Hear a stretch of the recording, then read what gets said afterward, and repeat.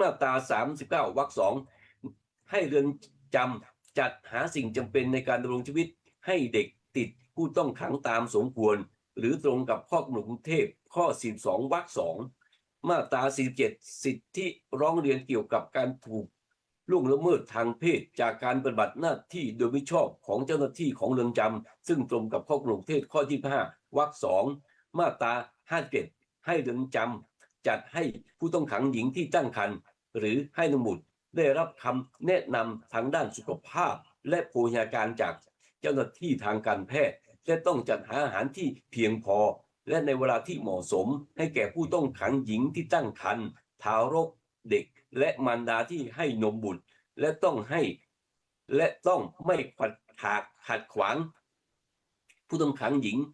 จากการให้นมบุตรเว้นแต่มีปัญหาด้านสุขภาพซึ่งตรงกับข้อกำหนดกรุงเทพข้อ48มาตรา58วรรค 3ให้เด็กที่อยู่ร่วมกับบรรดาในเรือนจำได้รับการตรวจสุขภาพร่างกายโดยผู้เชี่ยวชาญด้านสุขภาพเด็กเพื่อวินิจฉัยและให้การรักษาตามความจำเป็นรวมทั้งการตรวจป้องกันเด็กและการบริการด้านสุขอนามัยซึ่งตรงกับข้อกำหนดกรุงเทพข้อ9มาตราที่59ให้ความช่วยเหลือทางการแพทย์และด้านกฎหมายให้แก่ผู้ต้องขังหญิงซึ่งถูกละเมิดทางเพศโดยเฉพาะผู้ตั้งครรภ์จากการถูกล่วงละเมิดตรงกับข้อกำหนดกรุงเทพข้อ25วรรค 2